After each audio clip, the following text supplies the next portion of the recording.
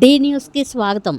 రాష్ట్రంలో ఉపాధ్యాయుల సమస్యలను వెంటనే పరిష్కరించాలి అని పీడీఎఫ్ ఎమ్మెల్సీ గోపిమూర్తి కోరారు. సోమవారం శాసనమండలి సమావేశంలో ఎమ్మెల్సీ గోపిమూర్తి మాట్లాడుతూ, రాష్ట్ర వ్యాప్తంగా బడి బయట ఉన్న మహిళల కోసం 2005లో రాష్ట్ర వ్యాప్తంగా 352 కేజీబీ పాఠశాలలు ప్రభుత్వం నెలకొల్పిందని ఆయన అన్నారు. ఈ పాఠశాలలో కాంట్రాక్ట్ పద్ధతిలో 4576 మంది ఉపాధ్యాయులు పనిచేస్తున్నారు అని ఆయన అన్నారు. అంతేకాకుండా నాన్ టీచింగ్ స్టాఫ్ కూడా ఉంది అని ఆయన అన్నారు. 2005వ సంవత్సరం నుంచి వారు పనిచేస్తున్నా వారికి ఎటువంటి వేతనాలు పెంపు లేవు అని అన్నారు. వారికి ఎంటీఎఫ్ వెంటనే చేయాలి అని ఆయన కోరారు.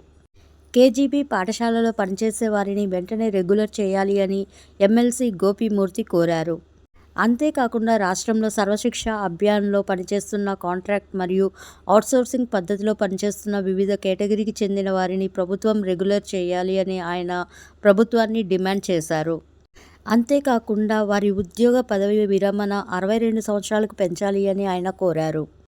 కాంట్రాక్ట్, అవుట్సోర్సింగ్ ఉద్యోగాల సమస్యలను వెంటనే పరిష్కరించాలని సోమవారం జరిగిన శాసనమండలి సమావేశంలో పీడీఎఫ్ ఎమ్మెల్సీ గోపిమూర్తి కోరారు.